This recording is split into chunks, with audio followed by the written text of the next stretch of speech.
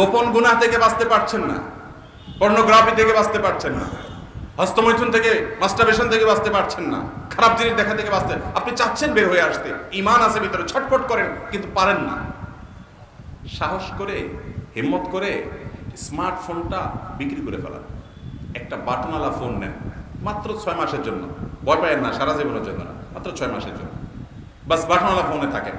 বন্ধু বান্ধব সবাই বলে দেন, দোস্ত ফেসবুকে যুগ নাই, 6 মাসের জন্য এই লাইনে আছি, ফোনে দরকারি কথা বলিস, শেষ। একটু হার্ড ডিসিশন নেই, এটা বলে অপারেশন। রুগী যখন সিরিয়াস হয়ে যায় তখন কি করতে হয়? অপারেশন করতে হয়। কোনো দোয়া দরুদি কুলাবে না, এই অপারেশনটা করেন। 6 মাসে অপারেশন করার পর আপনি দেখেন গুনাহের প্রবণতা আপনার অনেকখানি দূর হয়ে যাবে ইনশাআল্লাহ। সৎসাহস করা যাবে তো ইনশাআল্লাহ? এরকম যুবক পাওয়া কঠিন যে এটা ছাড়া বাঁচবো আমি। আচ্ছা, এই মজলিসে এমন কোন যুবক আছেন যে স্মার্টফোন নাই, বাটনওয়ালা ফোন ব্যবহার করেন? হাত তোলেন তো দেখি। আরে ভাই, এখন নাই, বাসায় রেখে আসছেন, ওইটা না। চালাক নাকি এরা সব? এত মানুষ কিভাবে আতুলে? আপনার বাসায়ও নাই, এখানেও নাই, শুধু বাটনওয়ালা ফোনই ব্যবহার করেন। কোন ফেসবুকে যুগ নেই, এমন মানুষ আছেন? মাশাআল্লাহ, অনেক ফেরেশতা আছে দেখা যায় এখানে। এর মানে এই না যে যাদের কাছে স্মার্টফোন আছে সব শয়তান, সেটা আমি বলি নাই।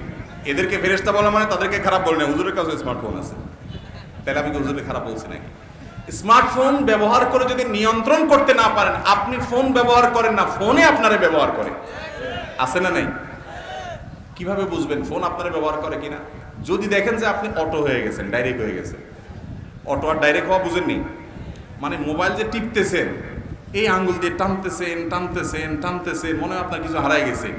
মাইলকে মাইল চলে যেতেছেন আপনি এইভাবে। আঙ্গুলিটা আমার মনে হয় যদি অনুবীক্ষণ যন্ত্রযন্ত্র দিয়ে দেখা হয়, আমার মনে হয় দেখা যাবে আঙ্গুলের এই অংশ বেশিরভাগ যুবকের ক্ষয় হয়ে গেছে। এত ঘষায় আঙ্গুলে হয়েছে, শরীরের অন্য কোনো জায়গায় এত ঘষা হয়নি।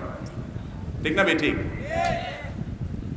কি খুঁজতেছেন নিজেও জান না, সারাদিন শুধু টানতে টানতে টানতে টানতে আপনি শহীদ হয়ে যেতেছেন। তাহলে বোঝা গেছে আপনি ডাইরেক্ট হয়ে গেছেন।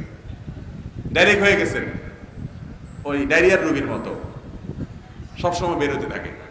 আপনারও হাত সবসময় চলতে থাকে। ভাইরা আমার, মোবাইলকে ব্যবহার করেন, স্মার্টফোন ব্যবহার করে ভালো কিছু করলে ভালো, কিন্তু এটাকে আপনি ব্যবহার করেন, ফোন যেন আপনাকে ব্যবহার করতে না পারে।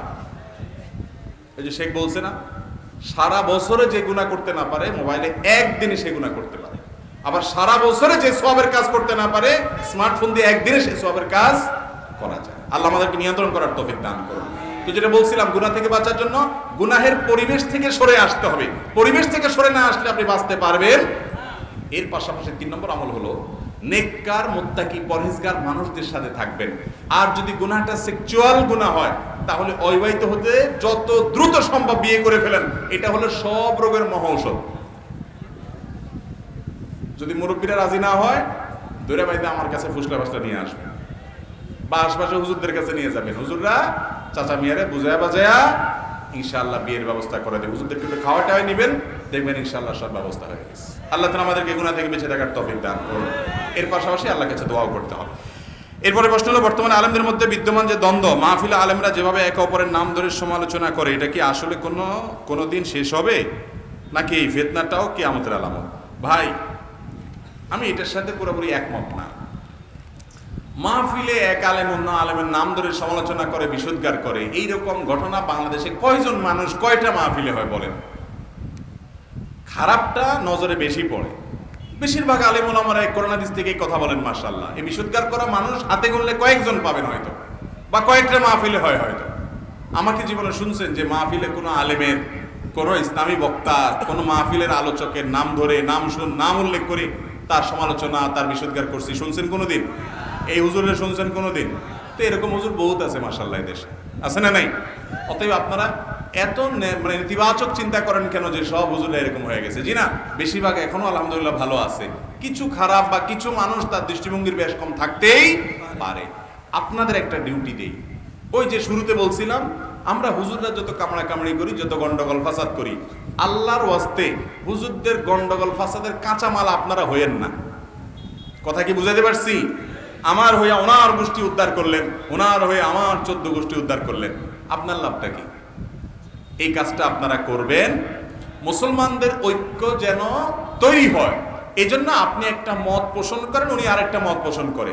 আল্লাহর ওয়াস্তে ওনাকে আপনার শত্রু মনে করেন না। খুব চমৎকার একটা কথা বলেছিলেন ভারতের একজন আলেম, দিন কে হার কাম করনে ওয়ালোं को রফিক সমঝো ফরিক না সমঝো।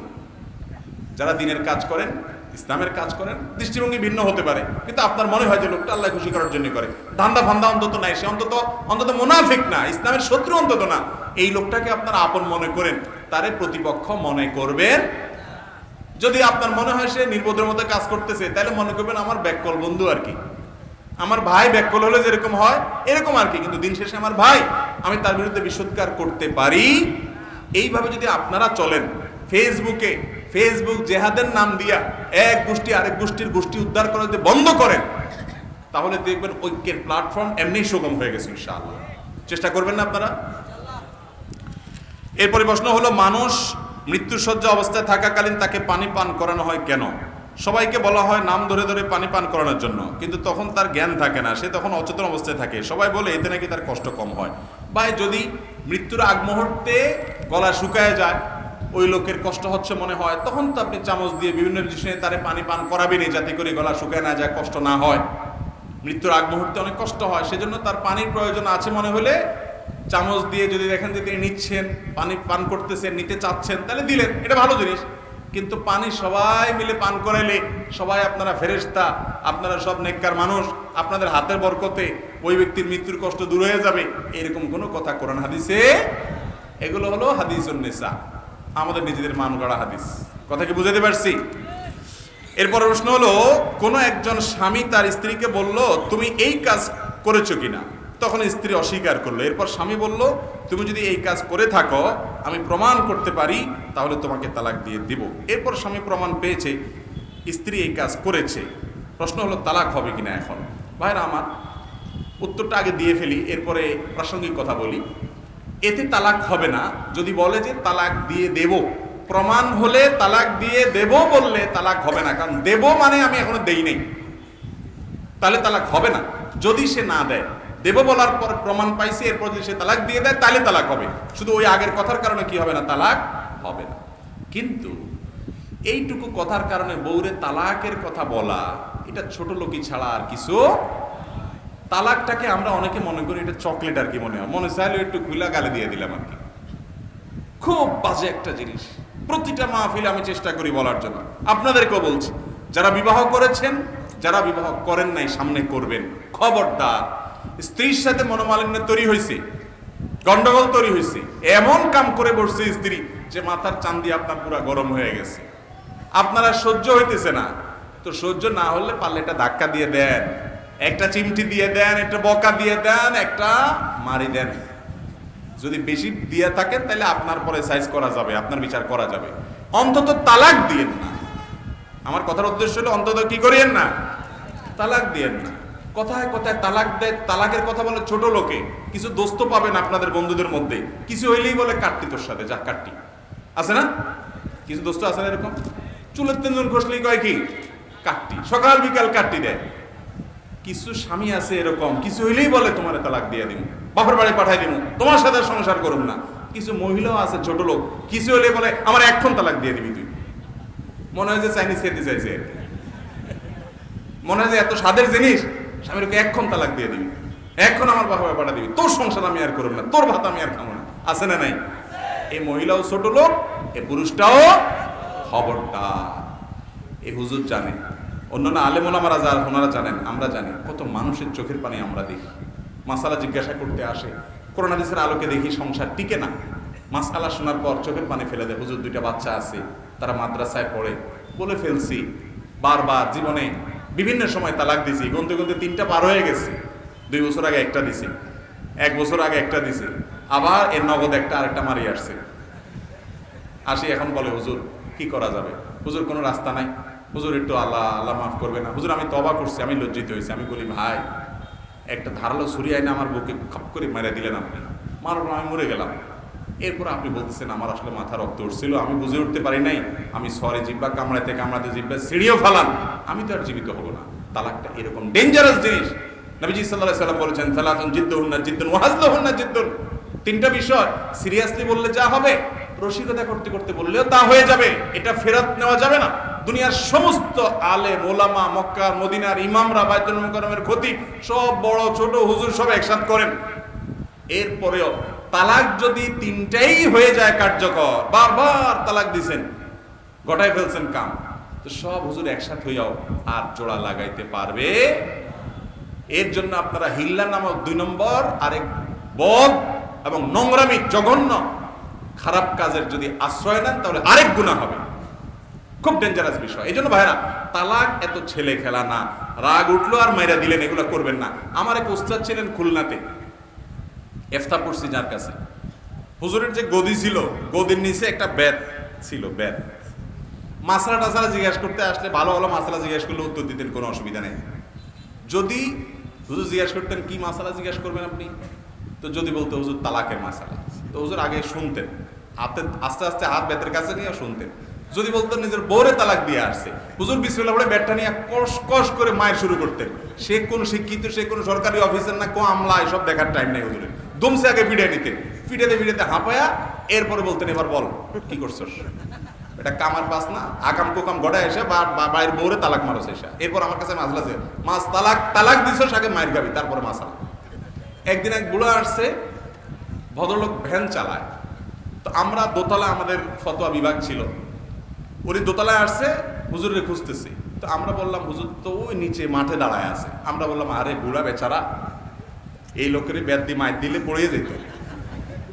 ভাগ্য ভালো হুজুর জায়গায় নাই, বেত নাই হাতের কাছে, হুজুর মাঠে আছে। আমরা পাঠিয়ে দিলাম, চাচা ভাগ্য কপাল ভালো থাকতে থাকতে মাঠে যান। পাঠাই দিছি আমরা দাঁড়িয়েছি বারান্দা থেকে, কাহিনী কি হয় দেখি। ওই বুড়া হুজুরের কাছে যাওয়ার পর কথাবার্তা বলছে, দূর থেকে বোঝা যাইতেছে তালাকের কথা বলে ফেলছে, হুজুর এখন তো মারি দিছি, কি করবো। এইটা বলার পর এইভাবে তার কলারটা ধরে বক্সিং শুরু। আমরা তো কাহে রে, বুড়ার রক্ষা হলো না বেচারা, বক্সিং শুরু। হুজুরের কথা হলো যে বেটা কামার পাস না, আকাম গড়ায়া কিছু হইলেই বউরে তালাক মারা, ছোট লোক কোথাকার। একটা মেয়ে তার বাবার সংসার ছেড়ে, মা বাপ ছেড়ে, সব কিছু ছেড়ে, সবাইকে পর করে চিরকালের জন্য তোমার বাড়িতে চলে আসছে। ভুল হতে পারে, অন্যায় হতে পারে, বিচার আছে, সালিশ আছে, দরবার আছে, দূরে তালাক মেরে দাও। আল্লাহ তাআলা আমাদেরকে হেদায়েত দান করুন। খবরদার, তালাকের কথা বলার আগে 40 বার ভাববেন, এরপরে কান্দে কেটে লাভ হবে না। যাই হোক, এরকম কথা তালাক বলা ঠিক না।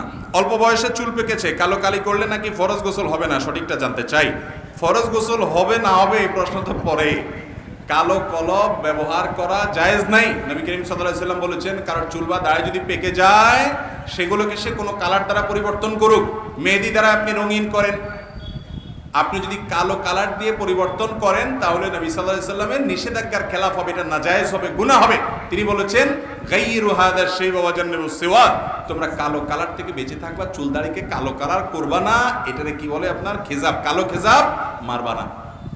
কালোর সাথে অন্য কালার মিক্স করে যদি মারেন, অর্থাৎ আপনি মেহেদি দিলেন সাথে কালো দিলেন, জায়েজ হতে পারে। আর ওযুর মাসআলা হলো যে কালারের কারণে ওযু যাবে না, ব্যাপারটা সেরকম না। বাজারে যে সমস্ত মেহেদি পাওয়া যায়, আর্টিফিশিয়াল মেহেদি, এই মেহেদি সম্পর্কে আমার এক সময় সঠিক ধারণা ছিল না। সেজন্য আমি একসময় মনে করতাম এই মেহেদি ব্যবহার করলে ওযু হয় না, কিন্তু পরবর্তীতে বিস্তারিত আরো জানার পর আমি সেটা কারেকশন করেছি এবং বারবার স্পষ্ট আলাদা করে বলেছি যে না, আর্টিফিশিয়াল মেহেদি ব্যবহার করলে ওযু হবে, ওযু হবে না এমন বিষয় না। কারণ আর্টিফিশিয়াল মেহেদি বাজারে যেগুলো পাওয়া যায়, এগুলো ব্যবহার করলে অনেক সময় দেখবেন হাতে ব্যবহার করলে বা শরীরে ব্যবহার করলে উপরে চল্লা উঠে। হ্যাঁ, এই চল্লাটা আলাদা স্তর বা আবরণ পড়ার কারণে হয় না। এটা হলো ওইটাতে যে অ্যাসিড দেয়, কোথাও অ্যাসিড একটু বেশি পড়লে সেটা যে জায়গা পড়ে ওখানে চামড়ার উপরের যে পাতলা লেয়ারটা আছে ওইটা খসে পড়ে, অন্য কিছু না। যার কারণে আলাদা কোনো স্তর পড়ে না, বিধায় আর্টিফিশিয়াল মেহেদি ব্যবহার করলেও ওযু হবে। কিন্তু কালো খেজাব ব্যবহার করে সাদা ঢাকার চেষ্টা করা যাবে না।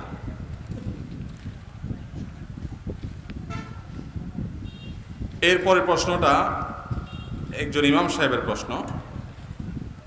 এই প্রশ্নটা আমি এখানে পড়তে পারলাম না, শুধু এতটুকু বলবো, এই ধরনের প্রশ্ন ব্যক্তিগতভাবে জানার চেষ্টা করবেন, মেহেরবানি করে এই ধরনের প্রশ্ন ব্যক্তিগতভাবে জানার চেষ্টা করবেন এবং আল্লাহর কাছে ইস্তেগফার করবেন, তওবা করবেন, আল্লাহ তাআলা মাফ করুন।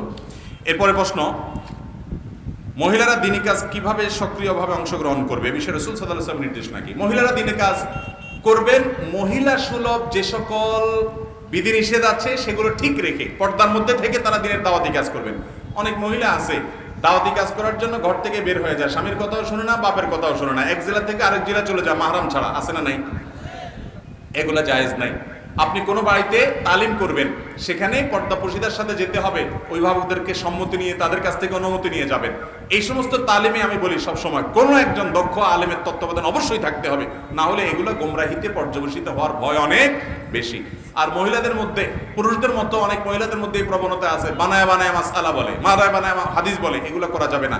যা জানবেন সেটা বলবেন, বিশেষ করে লাগামহীন হবেন না। অনেক মহিলা বলে আমার অসুখ হলে স্বামী যদি আমাকে বাইরে যে চিকিৎসা করতে না দেয়, আমি কি তার কথা শুনে বসে থাকবো? তাহলে আমার দিনের ক্ষেত্রে আমার স্বামী যদি যেতে বাধা দেয়, আমি কেন যাবে না? আপনার দিন পালনে বাধা দিলে আপনার স্বামীর কথা মানা যাবে না, কিন্তু দাওয়াতি কাজ আপনার জন্য ফরজে আইন না যে বাইরে যা দাওয়াতি কাজ করতে হবে, সেজন্য স্বামীর অবাধ্য হবেন। খবরদার, এটা নফসের পূজা হবে, প্রবৃত্তির পূজা হবে।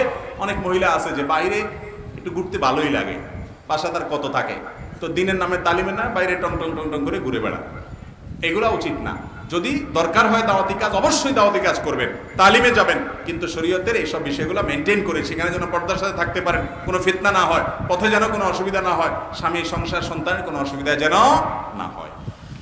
এরপরে প্রশ্ন হলো, এত ওয়াজ মাহফিল হওয়া সত্ত্বেও সমাজ থেকে অন্যায় অশ্লীলতা দূর হচ্ছে না কেন? প্রথম কথা হলো, মানুষের মানবীয় প্রকৃতির মধ্যে আল্লাহ তাআলা দিয়ে দিয়েছেন খারাপের দিকে টান মানুষের বেশি। আল্লাহ বলেছেন ইন্নান নাফসা লাআম্মারাতুম, বিশ্ব ইউসুফ আলাইহিস সালামের বক্তব্য আল্লাহ উক্তি কোট করেছেন যে মানুষের প্রবৃত্তি খারাপের দিকে টানে বেশি। এরপরেও সেই খারাপ প্রবণতাকে আবার আরো খারাপ করার জন্য নানামুখী মিডিয়া, নানামুখী আয়োজন, গোটা দুনিয়া ইবলিসীয় সভ্যতা, দাজ্জালিয়া দুনিয়াতে সেগুলো তো আছেই। এই স্রোতের বিপরীতে ওয়াজ মাহফিলগুলো হলো অনেকটা সমুদ্রের বিপরীতে বালু ফেলায়া বাঁধ দেওয়ার চেষ্টা। আপনি আমি চেষ্টাটা করি যদি, তাহলে আল্লাহর কাছে বিনিময় পাবো। আর এতে একেবারে লাভ হয় না, এটা অনর্থক কথা। বহু মানুষের ঠিকই ফায়দা হয়। আল্লাহ তাআলা আমাদেরকে হেদায়েতের উপরে চলার তৌফিক দান করুন। কয়টা বাজে রে ভাই? 11:30 বেজে গেছে, তাহলে তো শেষ করা দরকার। জি ভাই, আর কয়েকটা প্রশ্ন দিয়ে আমরা শেষ করে ফেলছি ইনশাআল্লাহ। অনেকে কোরআন পড়া শুদ্ধ হয় না বলে কোরআন পড়ে না, ভুল উচ্চারণে গুনাহ হবে কিনা এই ভয়, এক্ষেত্রে বিধান কি? এটা অনেক সময় ওয়াসওয়াসার কারণে হয় ভাই। আপনি কোরআন পড়তে পারেন না, ভুল হয়, সেজন্য কোরআন পড়বেন না, জি না। আপনার কোরআন পাঠে যদি মেজর বড় সমস্যা না থাকে, যে একেবারে বড় ধরনের ভুল, তাহলে অবশ্যই আপনি তেলাওয়াত করবেন। ছোটখাটো ভুল হলে আপনি তেলাওয়াত চালায়া যাবেন। তেলাওয়াতে মানে কোয়ালিটির কোনো শেষ নাই। আপনি কোনো ইমামের কাছে, কোনো মুয়াজ্জিনের কাছে গিয়ে তেলাওয়াতটা শোনাবেন, হুজুর আমার তেলাওয়াতটা শুনেন তো, এমন ভুল হয় কিনা যেটা কারণে অর্থ উল্টে যায়, একদম ডেঞ্জারাস ভুল হয় কিনা। যদি এরকম না হয়, তাহলে ছোটখাটো ভুল নিয়ে আপনি তেলাওয়াত চালু রাখবেন, পাশাপাশি আপনি অবশ্যই শুদ্ধ রূপে তেলাওয়াত শেখার চেষ্টা করবেন। এরপরে প্রশ্ন হলো, আমি সরকারি চাকরিজীবী, আমার বেতন হতে কিছু টাকা সরকার কেটে রাখে, পেনশনের সময় হয়তো অনেক টাকা বাড়তি দিবে, এই বাড়তি টাকা দেখা যাবে মূল টাকার চেয়ে বেশি, আমি কি এই টাকা খেতে পারবো কিনা? এটাকে প্রভিডেন্ট ফান্ডের টাকা হয়তো উনি জানতে চাইছেন। প্রভিডেন্ট ফান্ডের যে টাকাটা কেটে কেটে রাখে গভর্নমেন্ট, এটার সাথে অতিরিক্ত টাকা দেয় এবং এটা সুদ বলেই দেয় হয়তোবা। তারপরেও এদেশের সকল বিজ্ঞ প্রাজ্ঞ ওলামাদের ফতোয়া অনুপাতে সেটা সুদ হবে না। ডক্টর আব্দুল্লাহ জাহাঙ্গীর মৌলানা মাসআলা রয়েছে, মৌলানা আব্দুল মালিক সাহেবের ফতোয়া রয়েছে, আরও আমাদের ফতোয়া রয়েছে, এটা সুদ হবে না। কেন? কারণ সুদের সংজ্ঞা এখানে প্রযোজ্য হয় না। যেই টাকা আপনি পানই নাই সেটা তো আপনি জমা দেওয়ার প্রশ্ন ওঠে না, গভর্নমেন্ট দেওয়ার সময় আপনাকে কম দিয়া বাকিটা কেটে রেখে দিছে। এখন তার সাথে যদি অতিরিক্ত দেয়, তো আপনি লোন দিয়েছেন, তারপরে লাভ নিয়েছেন, ব্যাপারটা এরকম না। আপনি দেনই নেই, সে কাইটা রাখছে, দেওয়ার সময় আপনাকে বাড়াই দিছে। তো সুদের যে সংজ্ঞা তার মধ্যে এটা পড়ে না, এই জন্য এটা জায়েজ আছে। তবে প্রভিডেন্ট ফান্ডের কিছু পার্সেন্টেজ আছে ইচ্ছাকৃত কাটায় মানুষ, যে আমার বেতন থেকে আমি ইচ্ছাকৃত কাটাবো একটা পার্সেন্টেজ, সেটাতে অতিরিক্ত যেটা আসবে ওইটা সুদ হবে, ওইটা আপনি গ্রহণ করতে পারবেন না, কারণ আপনি নিজে সেটা জমা করেছেন, দিয়ে মুনাফা নিচ্ছেন। বর্তমানে বিশ্বকাপ খেলায় যুবকরা কেউ ব্রাজিল, কেউ আর্জেন্টিনা দল সাপোর্ট করে, আবার তাদের পতাকা উড়ায়, এটা কি উচিত? এটা হলো ভাই মুসলমানের ঈমানি দৈন্যতার প্রমাণ। মুসলমান সে যে বাঘের বাচ্চা সে জানে না, সে মুহাম্মদ সাল্লাল্লাহু আলাইহি ওয়াসাল্লামের অনুসারী সে জানে না, সে এই জন্য যেখানে সেখানে যার তার সমর্থনের পিছনে তার মেধা, তার শ্রম, তার বুদ্ধি, বিবেক, ভালোবাসা, আবেগ, উচ্ছ্বাস এগুলোকে ব্যবহার করে। মুসলমানের আবেগ উচ্ছ্বাস এত সস্তা হওয়া উচিত নয়। আল্লাহ তাআলা আমাদের বিবেক, যুবকদের বিবেকগুলোর জন্য জাগ্রত সেই তৌফিক দান করুন। আমি এক পরীক্ষার্থী, পরীক্ষার হলে মাঝে মধ্যে দেখা যায় টিচার নকল করতে সাহায্য করে, আবার কোনো ছাত্র প্রতিবাদ করলে তাদের খাতা নিয়ে যায়, এটা কি উচিত? ভাইরা আমার, এটা খুব দুঃখজনক কথা যে আমাদের এই দেশে অনেক টিচাররা ছাত্রদের নকল সরবরাহ করে, বলে দেয় নিজের স্কুলের সুনাম বৃদ্ধি করার জন্য, আবার ছেলেদেরকে বলে দেয়, মেয়েদেরকে বলে দেয় তোমরা একজন আরেকজনকে হেল্প করবা। কিন্তু বলে কি বলে না? এই দেশে নীতি আদর্শ যে ধ্বংস হয়ে গেছে, এ ধ্বংস হয়ে গেছে কেন? যেখান থেকে মানুষ শিখবে সেই জায়গাগুলো কি হয়ে গেছে? নষ্ট হয়ে গেছে। আমরা ছোটবেলা যে স্কুলে পড়েছি, আপনারা যারা পড়েছেন একটু কল্পনা করেন তো, যারা সিনিয়র আছেন 40-এর উপরে যাদের বয়স হয়ে গেছে, তারা ছোটবেলা যে স্কুলে পড়েছেন, আপনাদের স্কুলে যে মাস্টার সাহেবরা ছিলেন একটু কল্পনা করেন তো, তাদের স্মৃতিটা আপনার স্মৃতিতে ভেসে আসুক। তারা জীবনে আপনাকে এই কুকাম করার জন্য বলবে, এরকম মানুষ তখন খুব একটা ছিল না।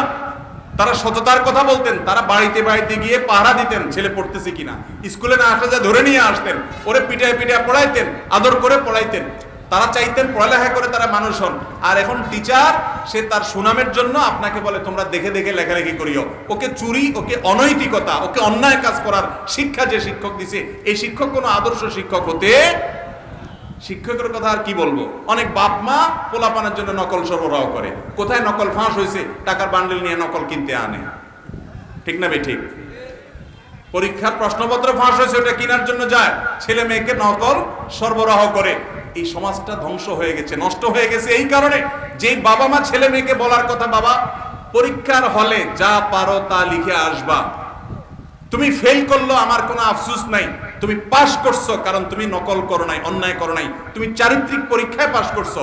পরীক্ষার হলে দুইটা পরীক্ষা হয়, একটা তো আপনার সাধারণ পরীক্ষা, আরেকটা হলো ঈমান এবং তাকওয়ার পরীক্ষা, ভালো মানুষের পরীক্ষা।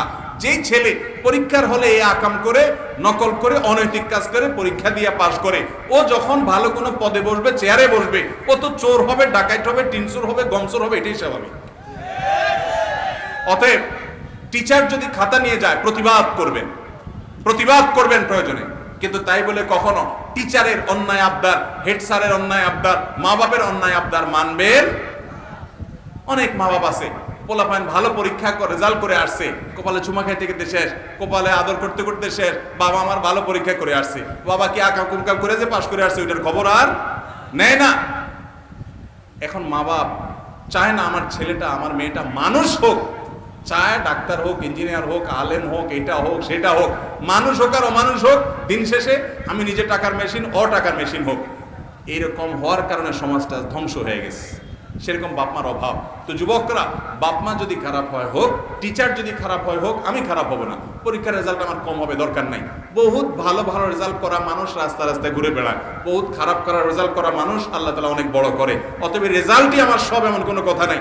আমি আমার আদর্শ বিক্রি করব, কারোর দিকে তাকাবো না, চেষ্টা করবো তো ইনশাআল্লাহ। আমার দ্বারা বারবার গুনার কাজ হয়, আবার অনুতপ্ত হই, আবার গুনার কাজে লিপ্ত হই। এখন আমার করণীয় কি? বারবার যদি গুনাহের কাজ হয়, হাল ছাড়বেন না, আবার তওবা করবেন। তবে চেষ্টা করবেন আগের তওবার চাইতে পরের তওবা যেন স্ট্রং হয়। খুব নিজেকে ভৎসনা করবেন, আমি কত খারাপ, আগে না তওবা করছি আল্লাহর কাছে, আর এই কাজ করবেন, আবার করে ফেললাম। তাহলে এবার নতুন করে স্টেপ নেন, কেন হলো, ওখান থেকে আরো শক্তভাবে দূরে সরেন। এরপরে আবার কখনো গুনাহ হয়েছে, আপনি মন ভাঙবেন না, আবার তওবা করবেন। মনে রাখবেন, আরে ये কুস্তি তো হয় অমর ভর কি, কবি ও দবালে কবি তু দবালে। শয়তানের সাথে লড়াই তো সারা জীবনে, কখনো সে আপনাকে হারাই দিয়া পাপ করায় ফেলবে, কখনো তওবা করে চোখের পানি ফেলে মালিককে খুশি করে আপনি পাস করে যাবেন। চেষ্টা করব না ইনশাআল্লাহ। ভাইরা আমার, ইবলিস আপনাকে বলবে তোর মাথা খারাপ হয়েছে, তুই যত আকাম করছস, যতবার খারাপ কাজ করছস, তোরে আল্লাহ মাফ করবো তো, আরে মাপ টাপ চাইস না। এই কোন মুখে আল্লাহর কাছে মাপ চাবি? আপনার কাছে মনে হয় আপনার ভিতরে একটা ফেরেশতা ভাব আসছে না, ওইটা শয়তানি ভাব। শয়তান আপনাকে নিরাশ করছে, আপনি শয়তানকে বলবেন না, তোমার এই ফন্দিতে আমি পা দিচ্ছি না। আমার রব আহকামুল হাকিমিন বলেছেন যে লা তাকনাতু মির রাহমাতিল্লাহ ইন্নাল্লাহা ইয়াগফিরুয যুনুবা জামিআ। তোমরা আল্লাহর রহমত থেকে আশা হারাবে না, আল্লাহ সব গুনাহ মাফ করবেন। তুমি আল্লাহর দিকে আগাও। যদি তুমি আগাও, ওয়াল্লাযীনা জাহাদু ফীনা লানাহদিয়ান্নাহুম সুবুলানা, যারা আমার দিকে আগানোর চেষ্টা করবে, আল্লাহ বলেছেন তাকে আমি একটা পথ দেখাবো না। লানাহদিয়ান্নাহুম, লামে তাকিদ, নুনে তাকিদ, ফাকিলা, তিনটা তাকিদ দিয়ে আল্লাহ বলছেন অবশ্যই আমি তাকে একটা রাস্তা দেখাবো না। সে আমার দিকে আসা শুরু করলে আমি বহু রাস্তা খুলে দেব তাকে। যুবকরা, গুনাহ ছেড়ে আল্লাহর দিকে আসবো তো ইনশাআল্লাহ। সৎ সাহস করব। শয়তান আবার কাজ করে ফেলছে, ওই কবিতা মনে রাখবেন, আরে ये कुश्ती तो है उम्र भर की, कभी वो दबा ले कभी तू दबा ले। শয়তানের সাথে লড়াই তো আজীবনের, কখনো ও হারায় দিবে, কখনো আপনি হারায় দিবেন।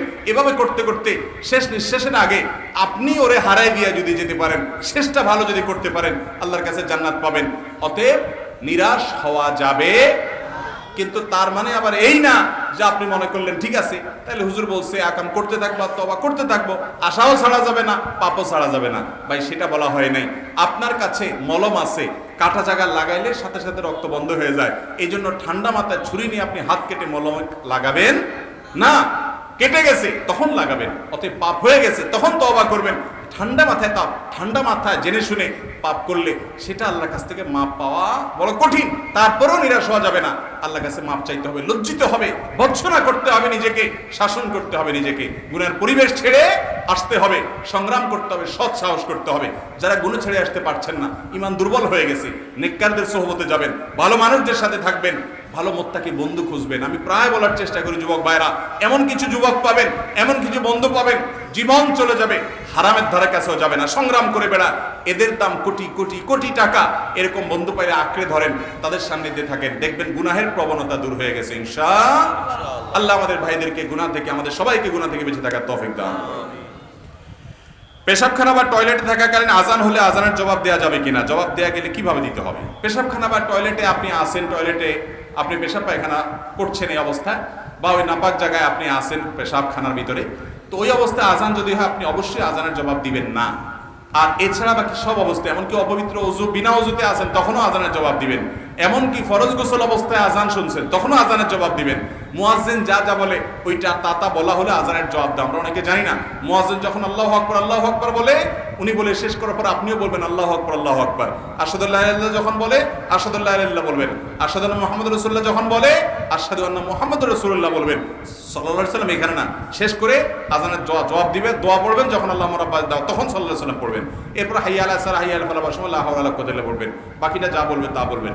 এভাবে যদি আপনি বলেন, মুয়াজ্জিন আজান দিয়ে যে সওয়াব পায় আল্লাহ তা আপনাকে সেই সওয়াব দিবেন। আর মুয়াজ্জিন আজান দিয়ে কি সওয়াব পায় জানেন? মুয়াজ্জিন আজান দিয়ে সওয়াব পায় হলো যত মানুষ তার আজান শুনে আসে তাদের সবার সমপরিমাণ নামাজের সওয়াব এক্সট্রা হিসাবে মুয়াজ্জিন সাহেব পায়। বিশেষ করে আল্লাহর জন্য যদি আজান দেয়, আল্লাহকে খুশি করার জন্য। আমাকে একবার এক ভদ্র মহিলা আমেরিকা থেকে ফোন করে জিজ্ঞাসা করছেন, হুজুর আপনার এই বক্তব্য শোনার পর থেকে আমি আজানের জবাব দেওয়ার চেষ্টা করি, কিন্তু আমেরিকাতে আজানের জবাব সব জায়গায় শোনা যায় না। তো আমি চিন্তা করলাম যে মক্কায় আজান যেটা হয় এটা লাইভ যে ব্রডকাস্ট হয়, সরাসরি রেকর্ডেড না, তো ওইটার জবাব আমি দেবো। তাহলে মক্কা হারামের মুয়াজ্জিনের আজান শুনে কত মানুষ বাইতুল্লাহ নামাজ পড়ে, তাদের নামাজের ওজন কত, একে 1 লাখে সওয়াব পাচ্ছে, আমি এটা সওয়াব পাবো কি না। আমি চিন্তা করলাম সুবহানাল্লাহ, একজন মেয়ে মানুষ, একজন নারী, তিনি ইসলামে দ্বীনের একটা বিষয়ে সওয়াব আহরণের জন্য কি পরিমাণ তার পাগল পড়া, কি পরিমাণ তার স্পৃহা এবং আগ্রহ। তো আমি বলেছি আল্লাহ তাআলা আশা তো করা যায় হাদিসের ভাষ্য অনুপাতে আল্লাহ তাআলা আপনাকে আজর এবং সওয়াব দিবেন। এই জন্য আজানের জবাব দিবেন তো ইনশাআল্লাহ। অনেকে আমরা আছি এটা জানি না, কয়েক আজানের জবাব শুনলে প্রথম যে আজানের জবাব আজান শুনছেন ওইটার জবাব দিবেন। তাই বলে রেকর্ডেড আজানের জবাব না, আবার লাইভ আজানের, মসজিদের মাইকের আজানের জবাব শুন দিবেন।